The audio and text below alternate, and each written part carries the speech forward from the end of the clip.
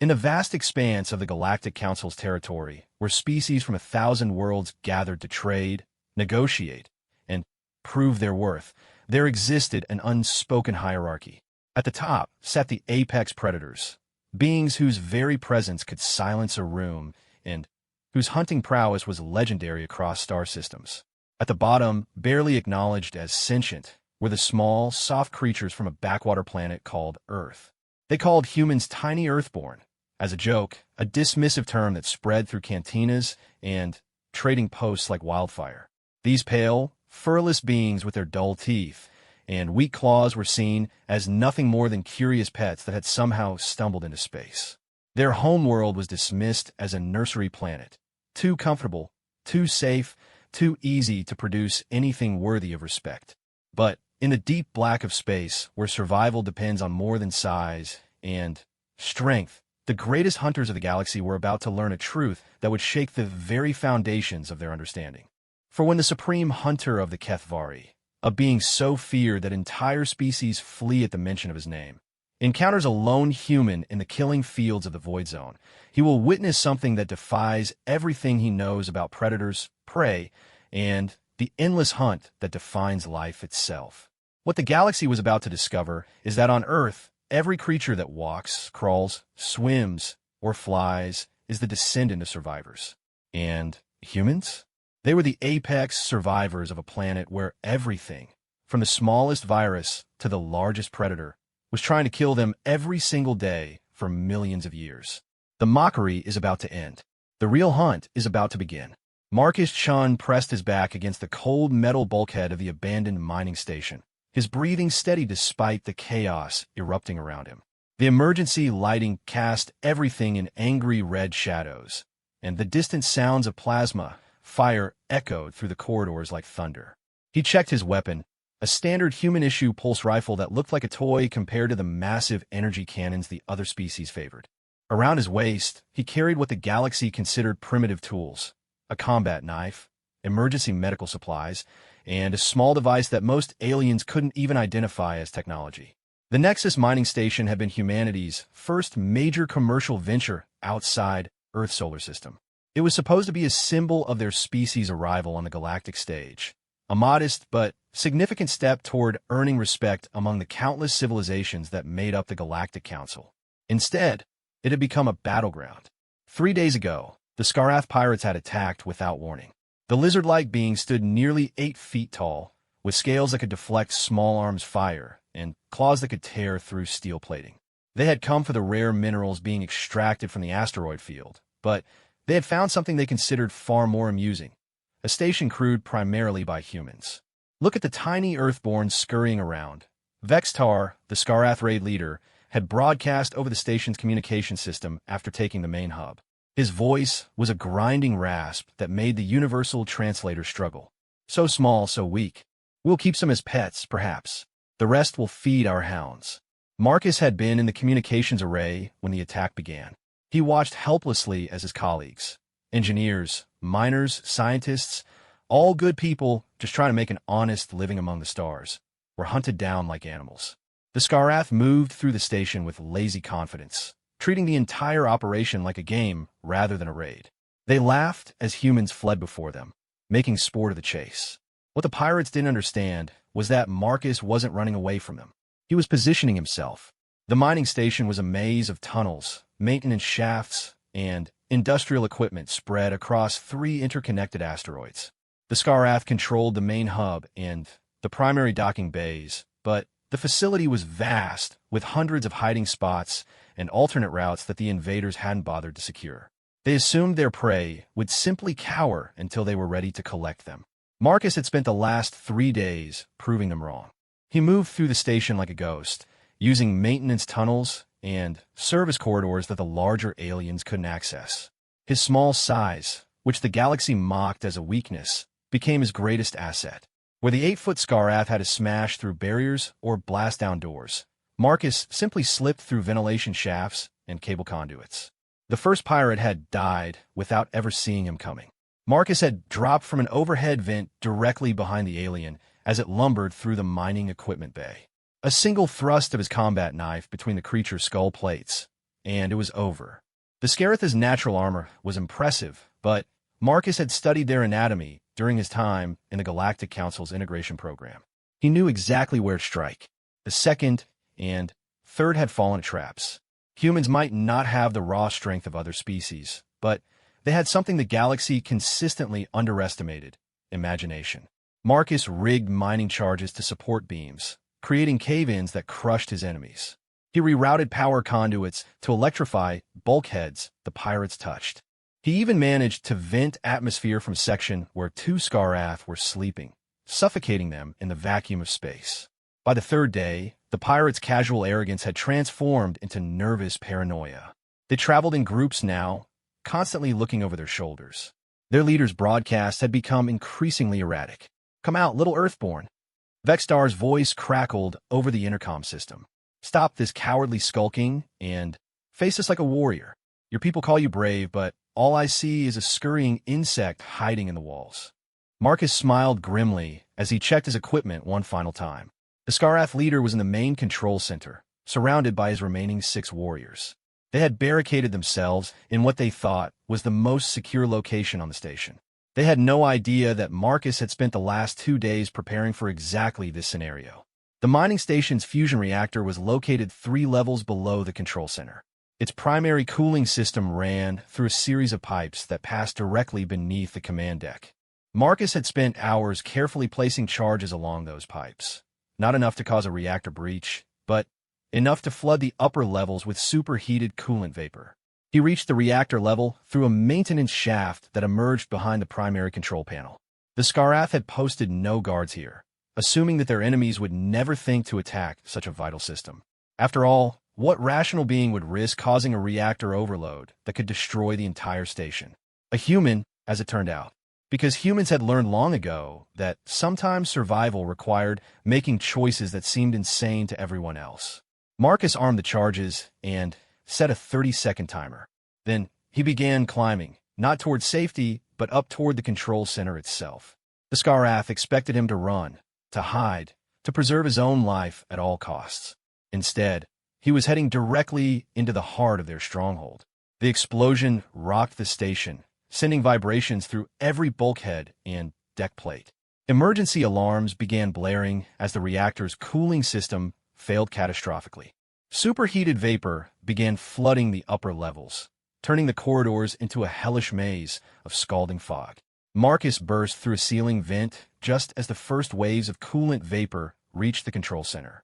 The Scarath were already choking and disoriented, their scales offering no protection against the chemical burn of the coolant.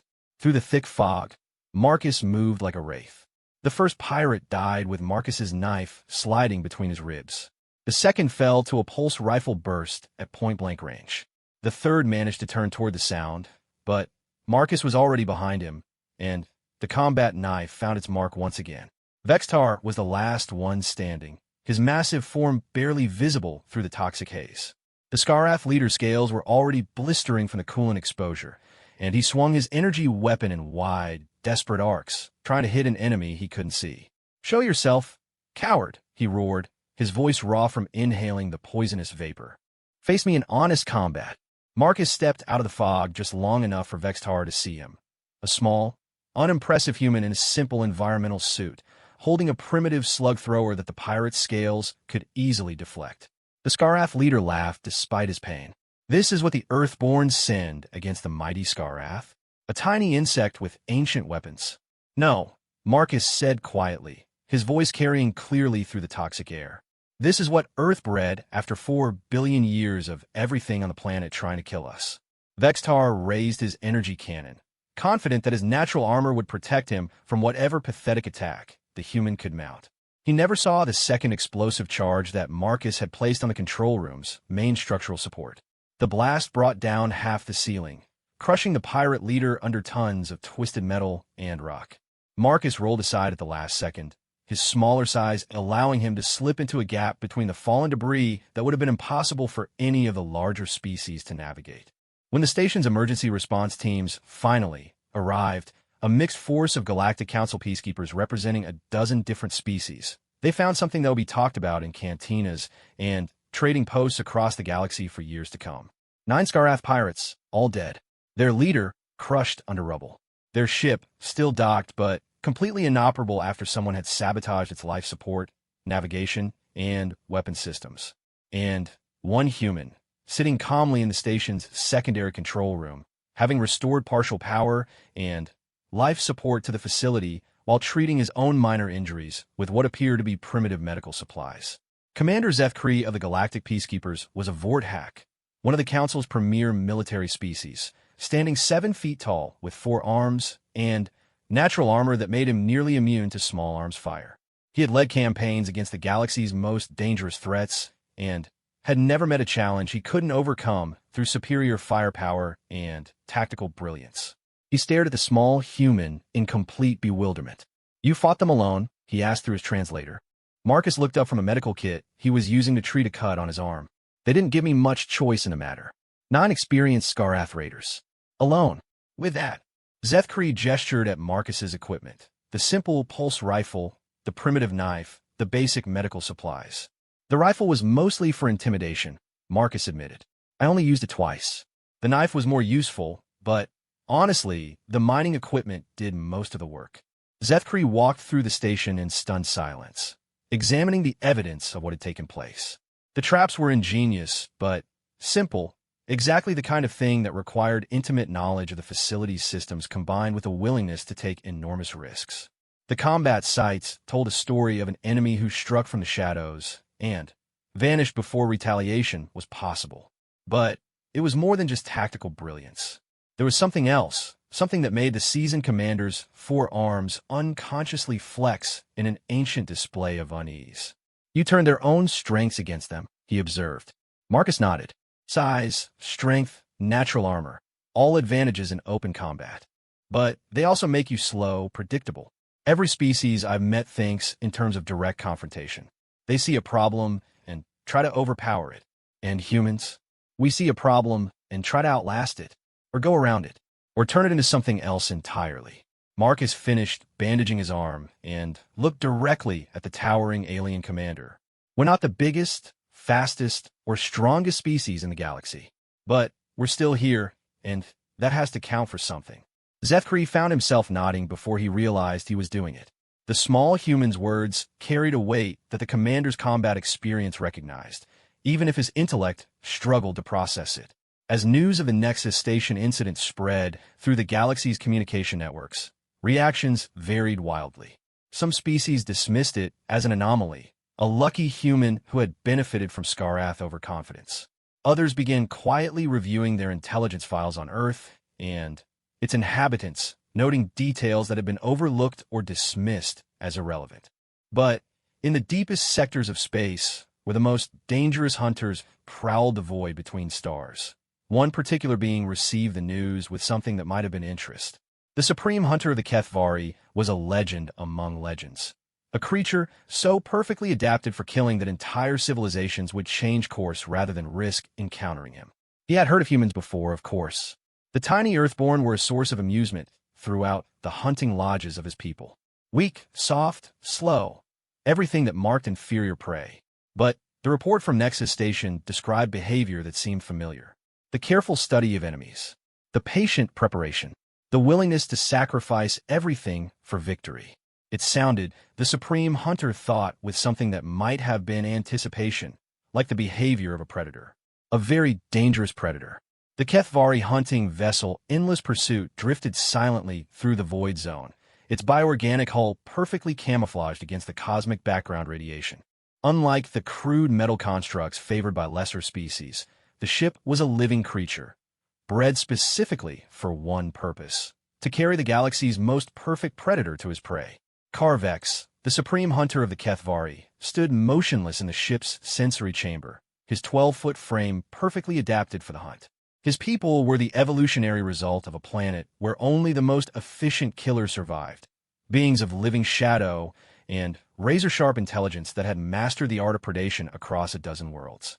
Where other species had developed technology to overcome their limitations, the Kethvari had simply eliminated their limitations entirely.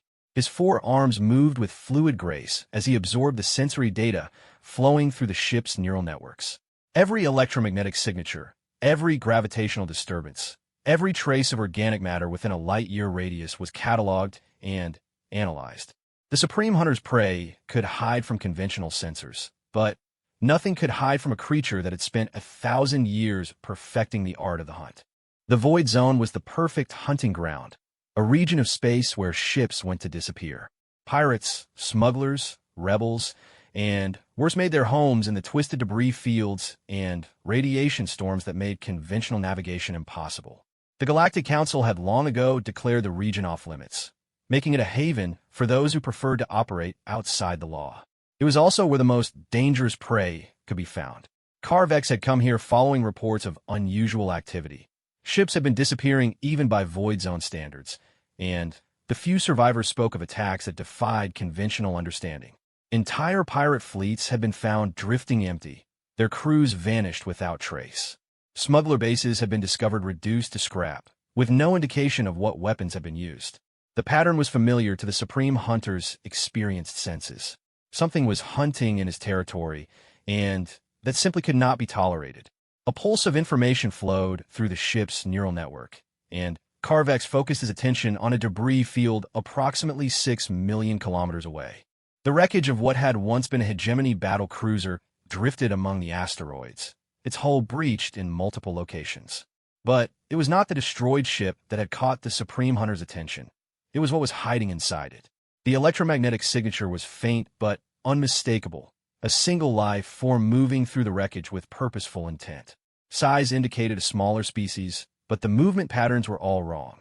Where prey would flee or hide, this creature was actively investigating the wreckage. Where scavengers would search randomly for valuable salvage, this being was moving with the focused intensity of a predator tracking specific quarry. Carvex felt something he had not experienced in centuries: genuine curiosity. In a galaxy where he was the undisputed apex predator, finding another hunter worthy of his attention was increasingly rare. He guided the endless pursuit toward the debris field, allowing the ship's biocamouflage to mask their approach. As they drew closer, the Supreme Hunter's enhanced senses began picking up additional details that made his interest deepen into something approaching excitement. The creature in the wreckage was human. Carvex had encountered the tiny Earthborn before, of course. Like most apex species, the Kethvari considered them amusing pets at best. Soft, weak beings that had somehow stumbled into space travel despite their obvious inferiority. He had observed them in the trading stations and diplomatic centers, noting their pathetic attempts to gain respect among their betters. But this human was different. Where others of its species moved with the hurried anxiety of prey animals, this one exhibited the patient confidence of a hunter. It navigated the twisted wreckage with an economy of motion that spoke of absolute spatial awareness, pausing occasionally to examine something with the focused attention of a predator studying sign. The Supreme Hunter observed for nearly an hour, his fascination growing with each passing moment. The human was not scavenging randomly. It was tracking something specific through the destroyed ship.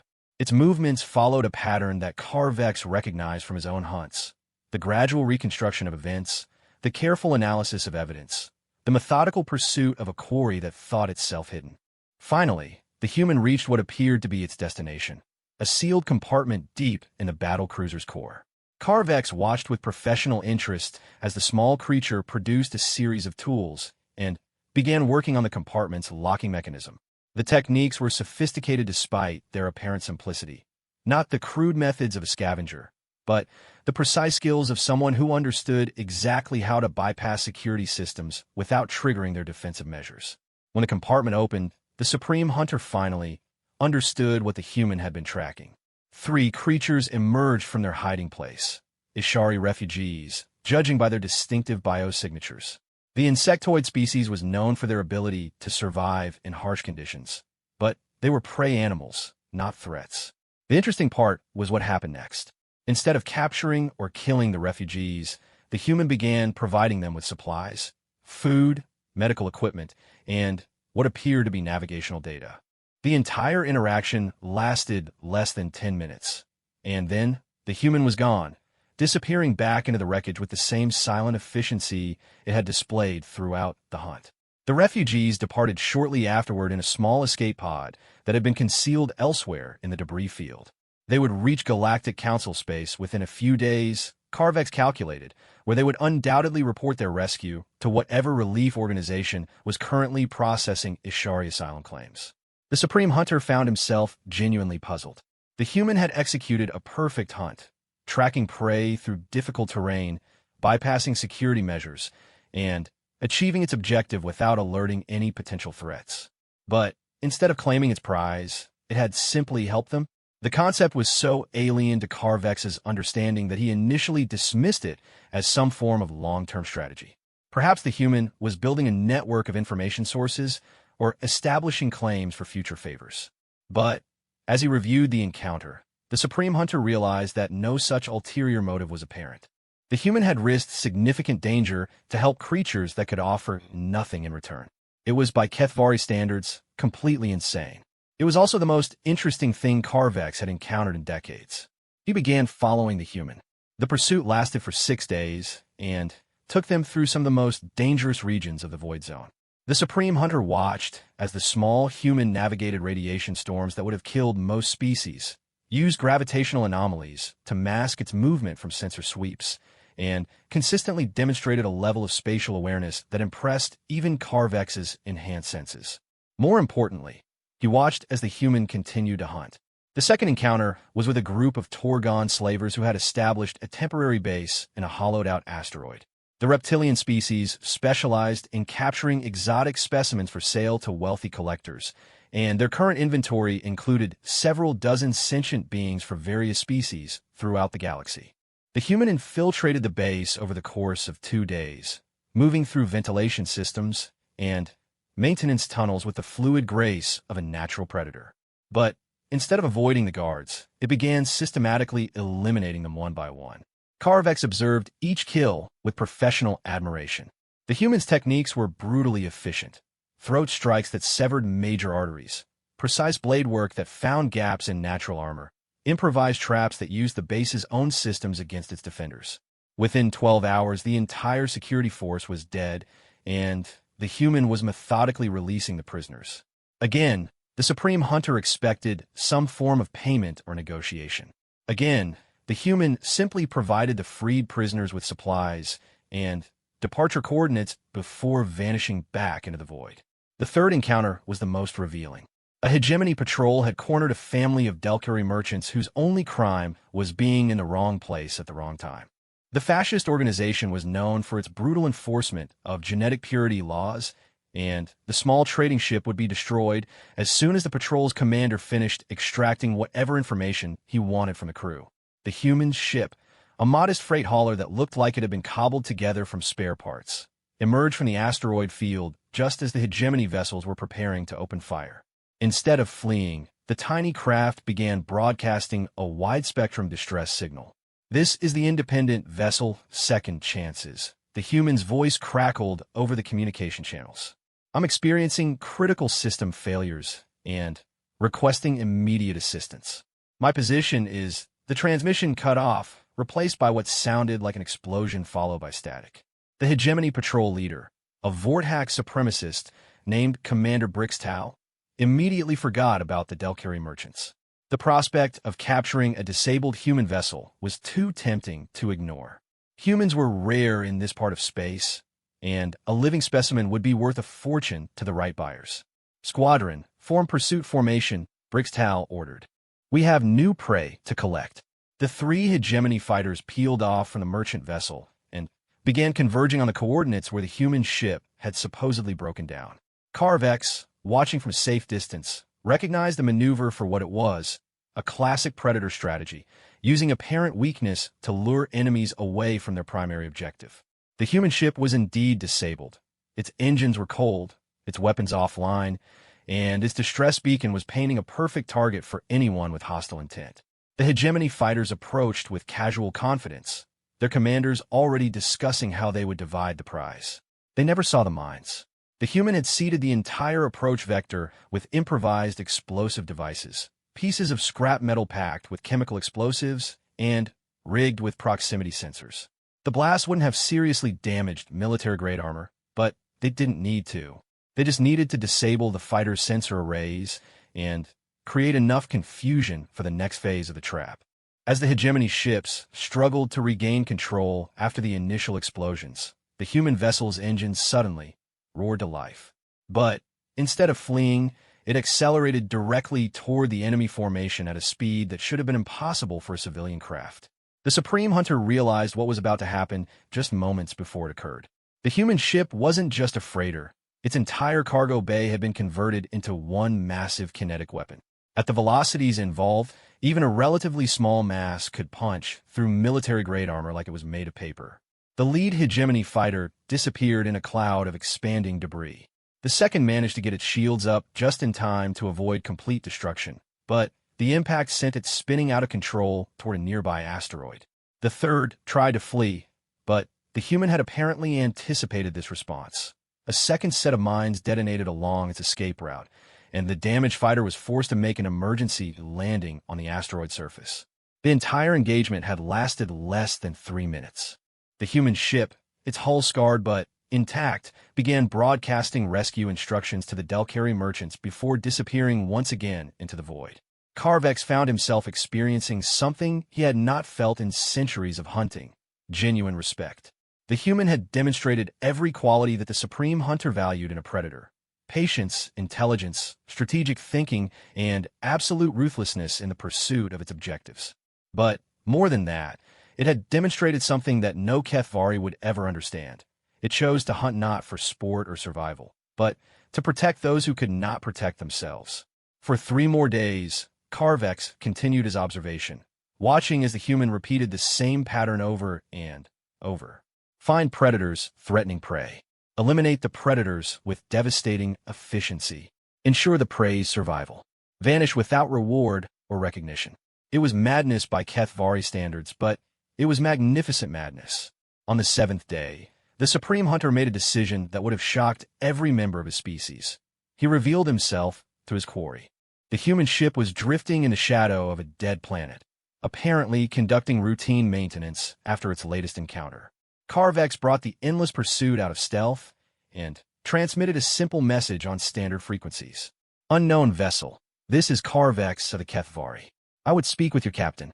The response came after several minutes of silence. This is Captain Sarachan of the Second Chances. I know who you are, Supreme Hunter. What do you want? Carvex felt his respect for the human deepen. No fear in her voice, no attempt to flee or hide. She faced the galaxy's most dangerous predator with the same calm confidence she had shown in every other encounter he had witnessed. I want to understand, he replied. You hunt with the skill of a master predator, but you claim no trophies. You risk everything to save prey that offers you nothing in return. By every law of nature I understand, your behavior is impossible. Another pause, shorter this time. Maybe your laws of nature are incomplete. The Supreme Hunter felt something that might have been laughter ripple through his consciousness.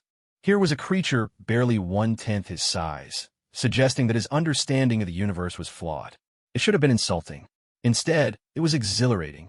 I would learn from you, Carvex said, the words feeling strange in his mind. In 1,000 years of hunting, he had never asked to learn from prey. Then, perhaps we should meet, Captain Shun replied. But I choose the place. The meeting place Captain Shun had chosen was, by any reasonable standard, completely insane. The wreckage of the dreadnought Eternal Dominion drifted in the heart of the Maelstrom, a region of space where gravitational anomalies, radiation storms, and twisted space-time made navigation virtually impossible for most species. The massive vessel had been lost here decades ago during the Third Hegemony War, and its hulk had become something of a legend among void runners and pirates. It was also the last place in the galaxy where the Supreme Hunter of the Kethvari would expect to be invited for a civilized conversation. Carvex guided the endless pursuit through the chaotic gravitational fields with the skill that had made him a legend among his people. The bioship's living hull shuddered as waves of exotic radiation washed over it. But the Supreme Hunter's enhanced senses allowed him to navigate by instinct where instruments would fail. As they approached the dead dreadnought, he found himself genuinely curious about what the human hoped to accomplish by meeting in such a hostile environment. The Second Chances was already docked with the wreckage when Carvex arrived. The small freight hauler looked almost comical next to the massive warship, like a parasite feeding on the corpse of some ancient leviathan. But The Supreme Hunter had learned not to underestimate appearances where humans were concerned. The docking process required all of his considerable skill. The dreadnought's hull was twisted and scarred from decades of exposure to the Maelstrom's exotic energies, and its artificial gravity had long since failed. Maneuvering the endless pursuit into position required precise timing to account for the chaotic gravitational forces that swept through the area in unpredictable patterns. As he secured the bio ship to the wreckage, Carvex realized something that made his respect for the human deepen even further. Captain Shin hadn't chosen this location to hide or gain a tactical advantage. She had chosen it to test him. Anyone who could reach this place and dock safely was someone worth talking to. Anyone who couldn't would never make it this far to begin with. The Supreme Hunter armed himself out of habit. Plasma projectors integrated in his bioarmor, monomolecular blades that could cut through most known materials, and neural disruptors designed to incapacitate even heavily armored opponents. Then he stopped considering. The human had already demonstrated that she thought in ways he didn't expect. Perhaps this encounter required a different approach. He left his weapons behind. The airlock cycled, and Carvex found himself in the twisted corridors of the dead dreadnought. Emergency lighting had failed long ago, leaving only the faint glow of his bioarmor to illuminate the path ahead. The ship's artificial gravity was gone, but the Supreme Hunter species had evolved for three-dimensional movement, and he navigated the zero-gravity environment with fluid grace. The human had left markers, subtle scratches on bulkheads, and directional arrows that would be invisible to most species, but obvious to a trained hunter. She was leading him somewhere specific, deeper into the ship's core, where the most dangerous radiation levels would have killed most forms of life. Carvex followed the trail with growing anticipation. Every choice the human had made demonstrated an understanding of predator psychology that was both sophisticated and completely unexpected. She was controlling the encounter without appearing to do so, guiding him to a destination of her choosing while allowing him to believe he was freely following. The path led to what had once been the Dreadnought's central command center. The massive space was now a cathedral of twisted metal and failed technology, illuminated by the eerie glow of radiation that had been trapped in the ship's hull for decades. At the center of a room, floating in the zero gravity with casual ease, was Captain Sarah Chun. The first thing that struck Carvex was how completely ordinary she appeared. Humans were already smaller than most galactic species, but Captain Chun was small even by human standards, barely 5.5 feet tall, with a lean build of someone who had spent years in space. Her dark hair was pulled back in a practical ponytail, and her clothes are the kind of functional gear that any freight captain might wear. She looked exactly like the kind of harmless prey animal that most species dismissed without a second thought. The second thing that struck him was her eyes. They held the same patient, calculating intelligence that the Supreme Hunter recognized in his own reflection. The gaze of something that sat at the apex of its environment and knew it. "Supreme Hunter," she said, her voice carrying clearly through the radiation-charged air. "Thank you for coming." "Captain Chun," Carvex replied, his own voice a subsonic rumble that most species found intimidating. An unusual choice of meeting place. Privacy is important when discussing matters that might challenge certain assumptions. She gestured around the ruined command center. "Plus, I figured if you could make it this far, you were probably worth talking to." The Supreme Hunter found himself genuinely amused by her casual tone. She was floating in zero gravity hundreds of miles from any safe harbor, surrounded by lethal radiation, conversing with a being that could kill her in dozens of different ways, and she sounded like she was discussing the weather. "You wish to discuss my laws of nature," he said. "I want to tell you about Earth." Captain Chun oriented herself, so they were facing each other directly, her movements in zero gravity demonstrating the kind of unconscious skill that took years to develop. "Because I think you've been working from incomplete data." Carvex settled into a listening position, his bioarmor automatically adjusting to provide maximum stability in the zero-gravity environment. "Proceed." "Every species I've met thinks of Earth as a garden world," Captain Chun began. "Peaceful, pastoral, safe. They see humans and assume we evolved in some kind of paradise where natural selection barely applied." She smiled, and there was something in that expression that made the Supreme Hunter's enhanced senses suddenly take notice. "They're wrong." She began to speak, and as she did, Carvex found his understanding of the galaxy's so-called weakest species undergoing a fundamental revision. "Earth isn't a garden world," Captain Chin explained. It's a death world where everything, and I mean everything, is constantly trying to kill everything else. Our plants produce toxins that can drop a human in minutes. Our animals range from microscopic parasites that eat you from the inside to predators that can crack your skull with a single bite. Even our weather is actively hostile. Storms that can level cities, temperature swings that can kill you in hours, radiation from our sun that causes cancer if you're exposed too long. She paused, letting that information sink in. But that's just the obvious stuff. The really interesting part is what 4 billion years of that kind of pressure does to a species' development. Captain Chin began to describe a world that sounded more like a carefully designed torture chamber than a habitat for intelligent life. Every niche on Earth was occupied by something perfectly adapted to exploit it, which meant that anything hoping to survive had to be better, faster, smarter, or more adaptable than everything else trying to fill the same space. Humans didn't develop the biggest claws or the thickest armor, she continued. We developed something else, the ability to look at any situation and find a way to turn it to our advantage. We call it intelligence, but it's really a form of adaptive predation. Carvex found himself listening with the focused attention he usually reserved for tracking dangerous prey. The human's description of Earth challenged everything he thought he knew about evolutionary development. Take our immune system, Captain Chin said. Most species develop immunity to specific threats in their environment. Humans developed an immune system that can adapt to completely novel threats in real time. We can literally evolve resistances to new diseases while we're fighting them off. Or our social structure. Most predator species are solitary, where they form small packs with rigid hierarchies. Humans develop the ability to form cooperative groups of virtually unlimited size, with hierarchies that can shift based on circumstances. We can go from a peaceful trading expedition to a military unit to a scientific research team, just by changing our collective focus.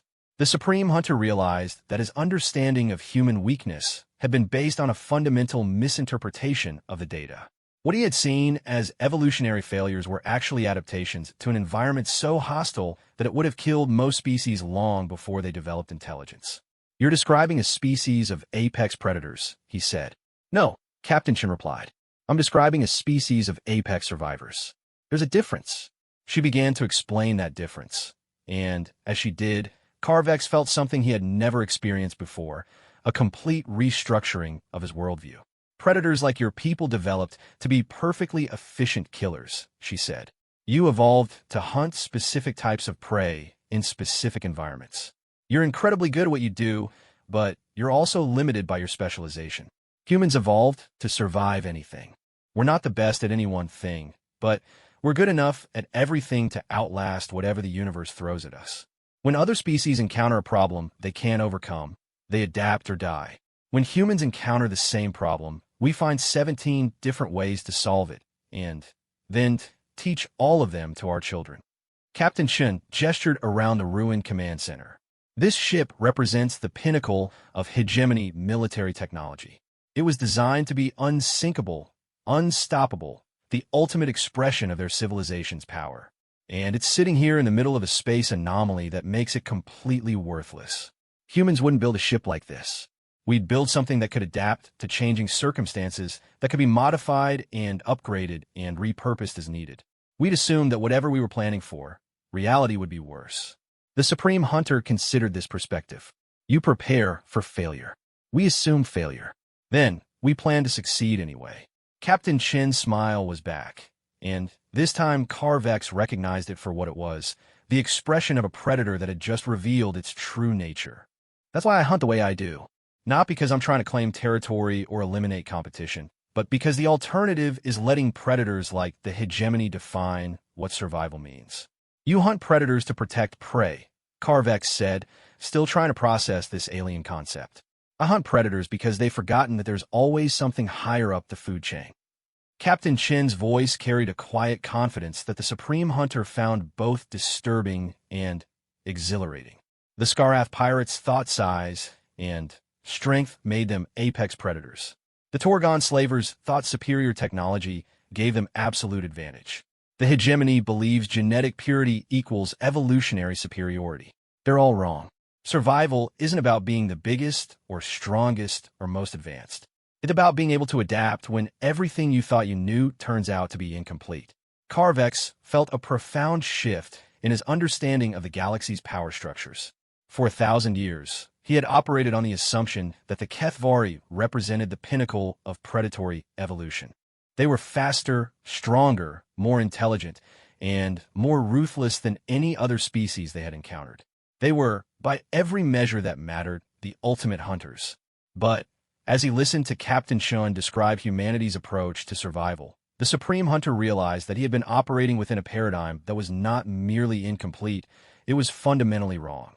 "You're suggesting that humans are more dangerous than the Kethvari," he said. "I'm suggesting that danger is relative." Captain Shun oriented herself, so she was facing him directly, her expression serious. "Your people are incredibly dangerous to anything that fits your operational parameters. But what happens when you encounter something that doesn't fit those parameters? Something that adapts faster than you can adjust your hunting strategies? What happens when the prey becomes the predator?" The question hung in the radiation-charged air between them, and Carvex found himself genuinely uncertain of the answer. In 1,000 years of hunting, he had never encountered anything that seriously challenged his people's dominance. But then, again, he realized he had never encountered anything quite like humanity. "You want to learn from me?" Captain Shun continued. "But I think what you really want to learn is how to hunt something that can hunt you back." The Supreme Hunter considered this for a long moment. "You believe humans could challenge the Kethvari?" "I believe humans have been challenging species like the Kethvari for 4 billion years," Captain Shun replied. "We call it Tuesday." For the first time in centuries, Carvex felt something that might have been uncertainty. But, rather than disturbing him, the sensation was oddly exhilarating.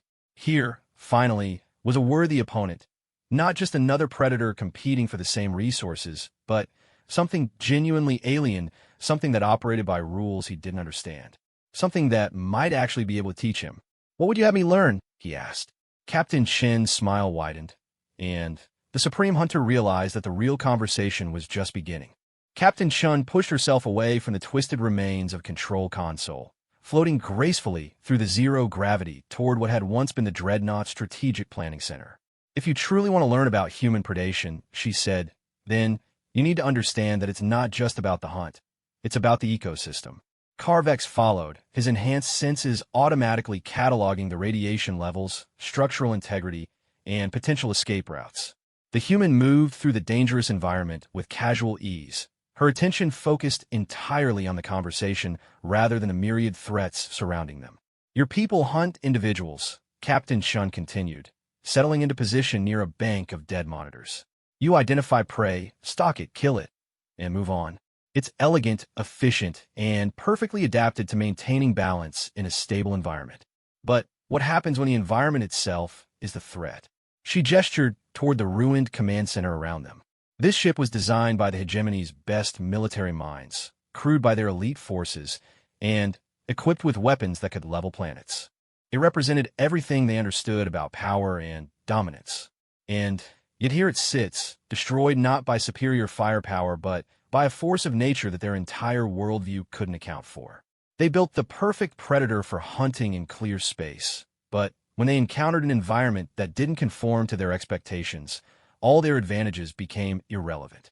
The Supreme Hunter considered this perspective. In his 1,000 years of hunting, he had always adapted to whatever environment contained his prey. But he had never encountered an environment that actively resisted adaptation. "You're suggesting that humans hunt environments rather than individuals," he said. "I'm suggesting that humans understand that there's no meaningful distinction between the two." Captain Shin called up her personal datapad, its screen casting strange shadows in the radiation-charged air. Every individual exists within a complex web of relationships, dependencies, and environmental factors. Change the web, and you change everything that depends on it. She began displaying tactical data from her recent encounters, and Carvex found himself studying human strategic thinking for the first time from an analytical perspective rather than casual observation. "The Skarath pirates at Nexus Station," Captain Shin explained. "Your people would have challenged their leader to single combat, or perhaps eliminated their best fighters one by one until the remainder submitted or fled. Marcus Chun, my brother, actually took a different approach. He studied their operational patterns, identified the environmental factors they depended on, and systematically removed those factors. The pirates never even realized they were being hunted until their entire advantage structure had been eliminated. The Supreme Hunter reviewed the tactical data with professional interest. He turned their strengths into weaknesses by changing the battlefield conditions. Exactly. The Skarath were adapted for open combat in controlled environments. They had size, strength, natural armor, and superior weapons. But when Marcus forced them to fight in a toxic fog while blind and disoriented, none of those advantages mattered. Captain Shin scrolled through additional files, showing similar patterns in engagement after engagement. The Torgon Slavers. The Hegemony Patrol. Every encounter follows the same basic strategy. Identify what the enemy depends on, then systematically eliminate those dependencies until their advantages become liabilities. Carvex found himself genuinely impressed by the sophistication of human tactical thinking. But, more than that, he was beginning to understand why Captain Shun had chosen such an extreme environment for their meeting. You're demonstrating the principle, he realized. This location removes every advantage I would normally possess. In normal space, your bioship is faster and more maneuverable than anything humans have built. Your enhanced senses give you perfect situational awareness. Your physical capabilities make you nearly invulnerable to most conventional weapons. Captain Shin's smile held a predatory satisfaction that the Supreme Hunter found disturbingly familiar. But here, in the middle of a gravitational anomaly that scrambles sensors and makes navigation treacherous, we're both operating at the limits of our capabilities. You level the playing field. I created a new playing field, one where adaptation and improvisation matter more than raw physical superiority. She closed the datapad and looked directly at him. That's the real lesson you wanted to learn, isn't it? Not how to hunt humans, but how to think like humans. Before Carvex could respond, alarms began sounding throughout the dead dreadnought. The Supreme Hunter's enhanced senses immediately identified the source. Multiple ships approaching from different vectors, moving with the coordinated precision of a military formation. We have company, he observed, his bioarmor automatically beginning combat preparations. Captain Shun was already pulling up sensor data on her datapad, her expression shifting to one of focused concentration. Hegemony Strike Force. 6 fighters, 2 heavy cruisers, and what looks like a troop transport. They tracked us here? No. Captain Shin's voice carried a grim certainty that made Carvex's predator instincts suddenly alert. They were waiting for us. This is a trap. The Supreme Hunter felt his respect for the human deepen yet again. She had recognized the tactical situation immediately and was already analyzing their options rather than wasting time on recriminations or panic. The meeting was compromised, he said. Not compromised. Anticipated. Captain Shun was moving through the zero gravity with sudden urgency, heading toward what appeared to be a secondary command station. Someone knew we would eventually make contact, and they've been preparing for this moment. Carvex followed, his enhanced senses now fully focused on threat assessment. The hegemony considers both humans and Kethvari to be threats to their vision of galactic order. An alliance between our species would be unacceptable to them, which means they're here to make sure no such alliance ever develops. Captain Shun activated the command station, somehow managing to bring its ancient systems online despite decades of radiation damage. The question is, do we give them what they want? Or do we teach them why picking a fight with apex predators is generally a bad idea? The Supreme Hunter found himself facing a choice he had never anticipated. His people were solitary hunters who formed alliances only when absolutely necessary. The concept of cooperating with another apex predator was alien to everything he understood about Kethvari nature. But as he watched Captain Shun working with calm efficiency to assess their tactical situation, Carvex realized that his understanding of apex predation was about to undergo another fundamental revision. "What do you propose?" he asked. Captain Shin's smile was back, and this time the Supreme Hunter recognized it as the expression of a predator that had just identified prey worth hunting. "I propose we give them a demonstration of why humans and Kethvari shouldn't be underestimated." Her fingers danced across the ancient control systems, somehow coaxing functionality from technology that should have been completely dead. But first, we need to understand exactly what we're dealing with. The command station's main viewer flickered to life, displaying a tactical overview of the hegemony force. 8 ships in total, arranged in a standard suppression formation designed to prevent escape while maximizing firepower concentration. Command ship is the heavy cruiser Racial Purity, Captain Chen observed. Commander Vexthal, commanding. I've encountered him before. He's competent, ruthless, and completely convinced of hegemony's superiority. The other ships? Standard escort configuration. Fast attack craft for harassment and pursuit. Heavy cruisers for firepower, and a troop transport because Vexthal probably wants to take prisoners for interrogation and public execution. Carvex studied the formation with a Predator's eye for tactical weaknesses. They have us significantly outgunned. In a conventional engagement, absolutely. Captain Chun was pulling up additional data, structural schematics of the dreadnought, gravitational charts of the surrounding anomalies, and what appeared to be detailed analyses of hegemony tactical doctrine. But conventional engagements are for people who think inside established parameters. She turned to face him directly. You wanted to learn how humans hunt. This is going to be your practical examination. The Supreme Hunter felt something that might have been anticipation. You have a strategy. I have 17 strategies, depending on how events develop. The trick is being ready to switch between them as circumstances change. Captain Chun was moving again, heading deeper into the dreadnought's core. But they all depend on one fundamental principle. Use your enemy's strengths against them. As they navigated through the twisted corridors, she began explaining her tactical thinking. The hegemony force was operating under several assumptions. That their enemies would try to flee, that superior firepower would guarantee victory, and that the gravitational anomalies made the dreadnought's position tactically irrelevant. All of those assumptions were wrong. The Eternal Dominion isn't just a wreck, Captain Chun explained as they reached what had once been the ship's main engineering section. It's the largest single mass in this anomaly field, which means it has significant gravitational influence on everything around it. She began activating systems that Carvex hadn't even realized were still functional. The original crew couldn't restart the main reactor before they abandoned ship, but they managed to initiate a controlled shutdown that left the primary systems intact. With the right modifications, those systems can be brought back online.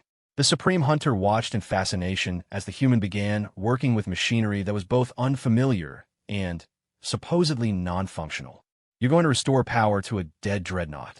I'm going to turn a dead dreadnought into the galaxy's largest kinetic weapon. Captain Chen's hands moved with the confidence of someone who had studied every technical manual ever written. The hegemony thinks they have us trapped in a debris field. What they've actually done is position themselves within the targeting radius of a battleship that they can't see coming. As the ancient systems began responding to her modifications, Carvex found himself experiencing something completely new, the thrill of cooperative hunting. For the first time in his existence, he was working with another apex predator toward a common goal. It was, he realized, extraordinarily exhilarating. "What do you need from me?" he asked. Captain Chen looked up from the control systems, and her smile held a warmth that the Supreme Hunter had never seen directed toward his species. "I need you to do what Kethvari do best," she said. "Hunt something that thinks it's the most dangerous thing in the galaxy." Outside the dead dreadnought, Commander Vexthal was growing impatient. The Hegemony Strike Force had been holding position for nearly an hour, waiting for their quarry to make the first move. But the human and the Kethvari remained hidden within the wreckage, apparently unaware that they had been detected. "Status report," the commander demanded. "No movement from the target vessels," his tactical officer replied. Both ships remained docked with the wreckage. No energy signatures, no communications, no indication of escape preparations. Vexthal frowned. In his experience, cornered prey either fled immediately or attempted desperate attacks. Hiding in place was the behavior of creatures that didn't understand the hopelessness of their situation.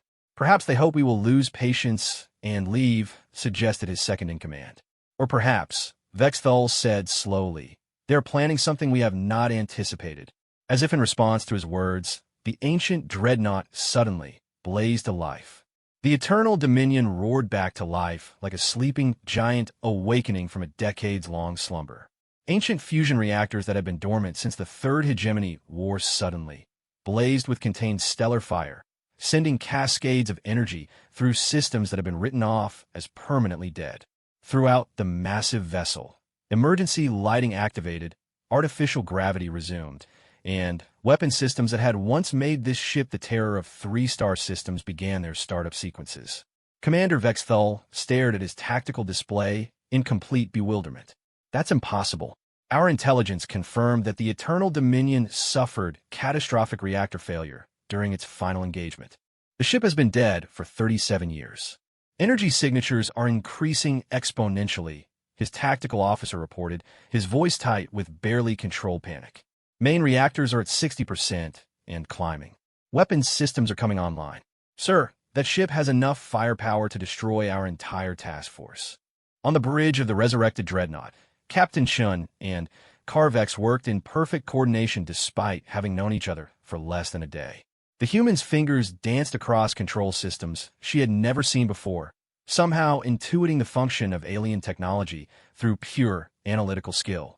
The Supreme Hunter used his enhanced sensory capabilities to monitor the ship's vital systems, his natural understanding of biological networks allowing him to interpret the vessel's hybrid biomechanical architecture. Weapon systems are at 40% capacity, Captain Shin reported. That's enough to make the hegemony very nervous, but not enough to guarantee victory against 8 ships. Then, we do not rely on weapons alone, Carvex replied, his attention focused on the gravitational data flowing through the ship's sensors. You mentioned using their assumptions against them. What assumptions are they operating under? That we're trapped, desperate, and acting defensively. Captain Shin pulled up a tactical overview showing the hegemony formation surrounding the dreadnought. They're positioned for a siege, maximum firepower concentration while maintaining safe distances from the gravitational anomalies. But those positions also limit their maneuverability, the Supreme Hunter observed. They have optimized for a static engagement. Exactly. And static engagements are for prey animals.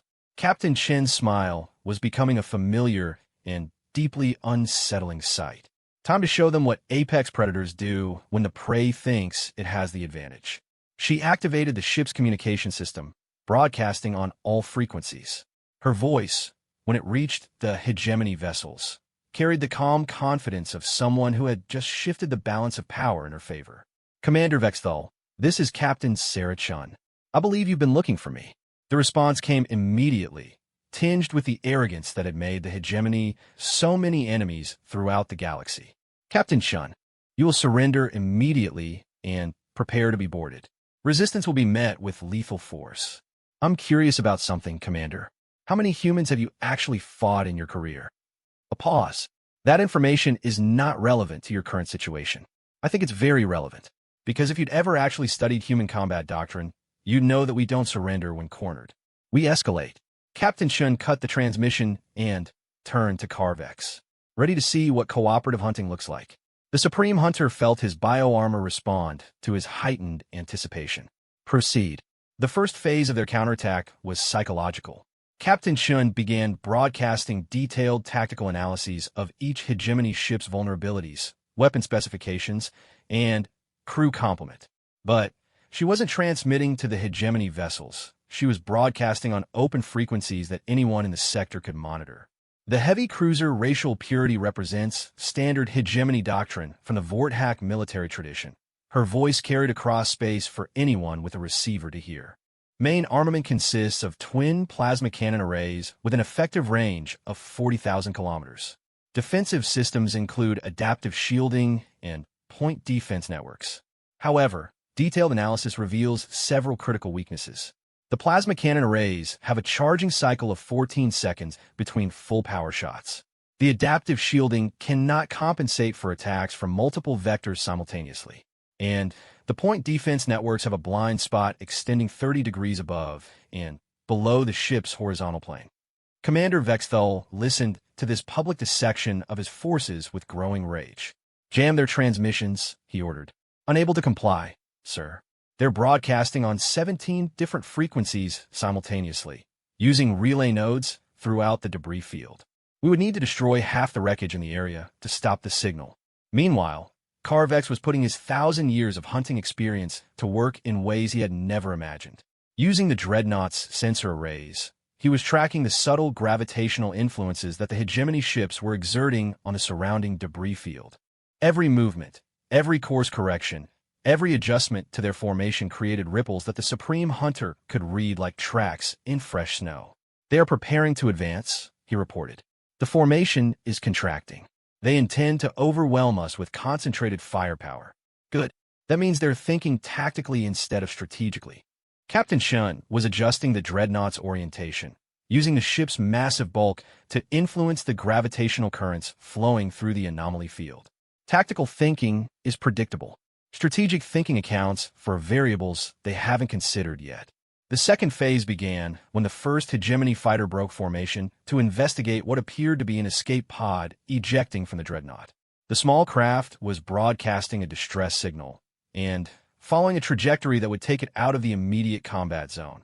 Exactly the kind of desperate escape attempt that the hegemony would expect from cornered prey. The fighter pilot approached with casual confidence, intending to disable the pod and capture whoever was inside. He never realized that he was flying directly into a trap that had been prepared hours in advance. The escape pod was actually a modified mining probe loaded with sensor equipment and a small but sophisticated AI that Captain Shun had programmed during their conversation. As the fighter approached, the probe began transmitting detailed scans of the hegemony vessel's defensive systems, weapon configurations, and structural weak points directly back to the dreadnought. More importantly, it was also broadcasting a targeting beacon. Carvex had been using the dreadnought's restored systems to map the precise gravitational influences throughout the debris field. When Captain Shun triggered the probe's beacon, he released a carefully calculated burst of energy into the anomaly field's natural currents. The result was a gravitational cascade that sent a chunk of twisted metal, approximately the size of a shuttle, and moving at significant velocity, directly into the fighter's path. The hegemony pilot had perhaps a second to register the incoming debris before his ship was crushed like an insect. The explosion lit up the space around the dreadnought, and the remaining hegemony vessels suddenly found themselves facing an enemy that could weaponize the environment itself. "All units, evasive maneuvers," Commander Vexthal ordered, but it was already too late. Captain Shun and Carvex had spent their time together studying the gravitational currents and debris patterns throughout the entire engagement area. They knew exactly where each piece of wreckage would go when properly influenced. The third phase was pure predation. Working together, the human and the Kethvari began a systematic hunt that exploited every weakness in the hegemony formation. Captain Shun used the dreadnought's restored weapon systems to herd the enemy ships into specific positions, while Carvex manipulated gravitational influences to create a constantly shifting maze of debris that limited their enemy's options. But it was more than just tactical coordination. It was the merger of two completely different predatory philosophies into something greater than either could achieve alone. Captain Shin's approach was methodical and adaptive, constantly analyzing the situation and adjusting her strategy to account for new variables. She turned the engagement into a complex puzzle where every enemy move created new opportunities for exploitation. Carvex's approach was intuitive and instinctive, reading the flow of the battle on a level that went beyond conscious analysis. He could sense when an enemy ship was about to change course, when a pilot was becoming desperate, when a formation was on the verge of breaking apart. Together, they created something that the galaxy had never seen before, a form of cooperative hunting that combined human strategic thinking with Kethvari predatory instincts. The fourth phase was educational. As the hegemony formation began to collapse under the constant pressure, Captain Shin opened a communication channel to the surviving ships. "This is what you failed to understand about humans," she said, her voice carrying clearly through the chaos of battle. "We don't just adapt to our environment. We make our environment adapt to us. And this is what you failed to understand about the Kethvari," Carvex added, his subsonic voice creating harmonic resonances that made every human in the hegemony fleet feel a primal fear they couldn't name. "We do not merely hunt. We perfect the hunt until it becomes an art form."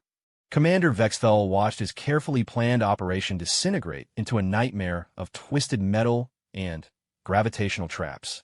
In the space of 30 minutes, he had lost 4 ships to an enemy force that should have been helpless. Worse, he was beginning to understand that the 2 apex predators working against him had been holding back. "Sir," his tactical officer reported, his voice cracking with strain. "The remaining fighters are requesting permission to withdraw."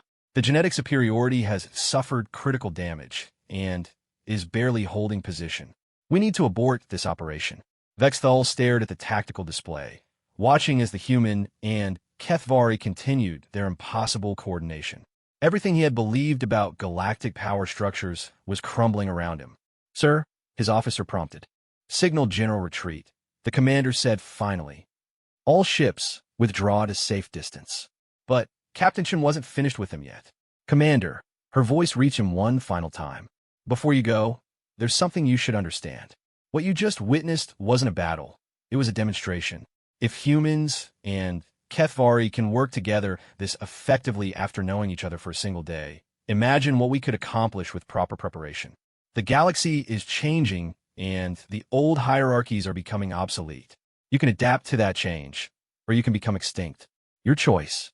The transmission ended, leaving Commander Vexthal staring at a tactical situation that redefined everything he thought he knew about predators, prey, and the nature of survival itself.